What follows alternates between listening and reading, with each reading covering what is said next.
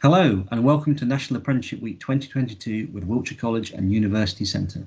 All week we will be holding a series of guest talks from current apprenticeship students, employers and successful apprenticeship graduates to explain all about apprenticeships and their great benefits. These talks will be published live and can be accessed afterwards. Our next speaker is Ticki Stickley from Exeter House School and the Somerset Road Education Trust. So we are a special school for children aged 4 to 19. Many of our students stay with us all the way from being 4 all the way through to being 19. And all of our students have a range of needs, from severe learning difficulties, complex needs, autism, and a variety of genetic syndromes. So it's quite a challenging place to work. It's quite exciting. And we have apprentices for a whole load of reasons, mostly because it gives that breadth of workforce. There is a tendency within schools, such as special schools, for staff to stay for quite a while. It kind of gets under your skin, and you tend not to leave very easily, especially if it really gets under your skin. We've had some staff who've been teaching assistants here for 30 years. So having those apprentices in gave us that breadth of workforce. It usually it brought younger people into the workforce than we perhaps otherwise had, although we have had apprentices in their 30s and 40s. The other thing it allows people who haven't got the correct qualifications to join the workforce, because we do have a minimum requirement for GCSE English and Maths at grade C, as it used to be, or above. And the apprenticeship route was one way in where you didn't have to have those qualifications. But ultimately, the main reason we have apprentices is because of what they bring to the organisation. And that's that fresh perspective. It's that different attitude about things, energy. And it's just really good having apprentices in the organisation. Certainly those teams that have an apprentice as part of their team are very quickly reminded how every day's a school day, and it reminds them to carry on learning. Yeah, so having the apprentices in the classes, it just brings that fresh perspective, that energy, and it means that people are able to just remember what it's like to be a learner. And of course, the apprentices are constantly learning, constantly upgrading their knowledge and their practice, and it kind of reminds everybody else to step their game up, actually, which is really quite exciting. So the next thing I want to talk about is, why is special needs education a great industry to work in? It's just amazing. I actually started my teaching career in mainstream secondary, and I did love it. I'm not going to lie, it was great. And I kind of sort of went off on a special needs route and became a Senko in a mainstream secondary school before I then joined Exeter House. And I wish I'd done it years ago. There is something absolutely magical about working in a special school. No day is the same. You never know what you're going to get of a morning. And that could be from a child achieving something that might seem very small, but for them is amazing. It might be something that just makes you laugh. Occasionally it makes you cry. It can be challenging. And some people actually thrive on that challenge because it keeps you busy, keeps you on your toes.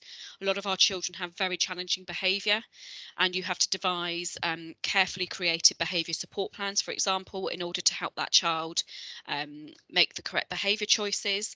And some people find that quite an exciting aspect of the work, but also particularly rewarding when you get the results that you're looking for. But ultimately, I think everybody who works in SEN says it's all about the kids. If you don't like children, don't do it. But yeah, if you love kids and you love making a difference, it's a really amazing place to work. And there's huge opportunities. You would join as an apprentice, but the opportunities are endless. So once you achieve your apprenticeship, you would be able to apply for a job as a teaching assistant.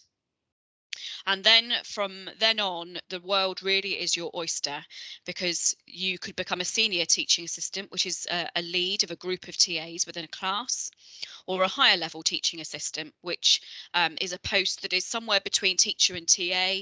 You would do some teaching during the week of small groups and working with the teacher to sort of devise the programs of learning.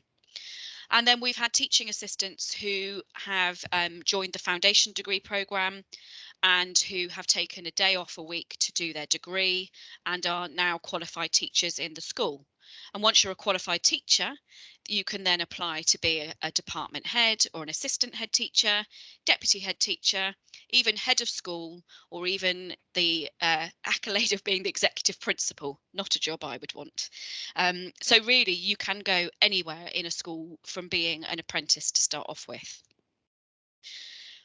And we really value our apprentices, that they do amazing things. And I was asked to sort of have a think about some of some of the highlights of what our apprentices achieve. And I would say actually the real highlight is the everyday. It's the joy that those apprentices bring to the class, that energy, that positive vibe, that can-do attitude, and the difference that makes to the children's days is enormous. But I can tell you about one particular story, and that's Emma, who is one of our apprentices at our vocational centre. That's our post-14 learners. And there was one student who was finding it really difficult to come into school, found it really quite challenging, found the other children at school quite difficult to cope with, and this sort of translated into negative behaviours. And Emma, our apprentice, decided to set up a little programme which involved checking all the medicines as they came in.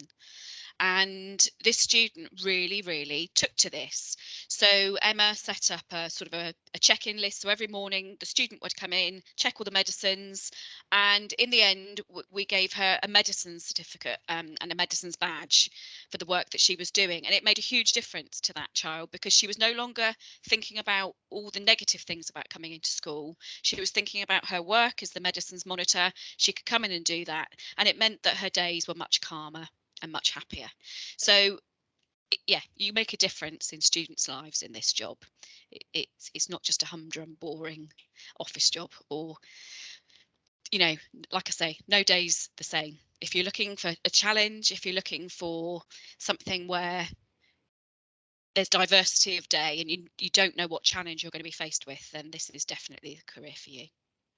So that's it from me, really. If you've got any questions, please put them in the chat and I'd be delighted to respond to them. Yeah, please do put any questions into the chat box. While we wait, Ticki, I'll just ask you something. I know kind of students now, when they finish their college courses or even at university, or even if you're a bit older and you're thinking of changing careers, that getting that first step into the workplace can be quite difficult. So I guess an apprenticeship is a way of getting in there, isn't it? Definitely. I think when we're sort of shortlisting for teaching assistant posts, there are people who come through who have clearly got the right sort of what we would call those core values. You can see they're going to be singing from the right hymn sheet. They just haven't got that experience to hit the ground running. So the apprenticeship route gives us the reassurance that they're going to have the training going on in the background to improve their sort of knowledge of teaching and learning and how to support learners, whilst we can give them the on the ground experience. So sometimes those people who apply for a teaching assistant post, we might say, actually, have you thought about the apprenticeship route, as well as actually actively advertising for apprentices? Okay, we have a question here about can you transition to apprenticeship from your college course, or do you need to finish the course first? I think I don't have that information off the top of my head. I think you probably would have to finish your course. Apprenticeships tend not to start at any given start point. They are, I don't know whether this is specific for whether there's different rules under education, because obviously you do work under a September to September kind of time frame, but apprenticeships you tend to be able to start at any point in the year. So Katie, if you get in contact with our apprenticeship team directly, they will be able to answer that question for you. And certainly in the meantime, if that's not possible, we do have a number of college students here on work experience placement. So some of the health and social care students come and do a day a week here, and we have had other people come and do blocks of time. So if you can't transfer but you'd still like to spend some time here, please do get in touch with me, and that would be an amazing thing for you to do as well. Brilliant. I don't look like any more questions are coming in, so we'll wrap it up there. But Ticki, thank you very much for your time and the information. I'm sure if people are considering an apprenticeship, that's going to be really beneficial to them. So thank you very much indeed. No worries. Thank you very much. Cheerio.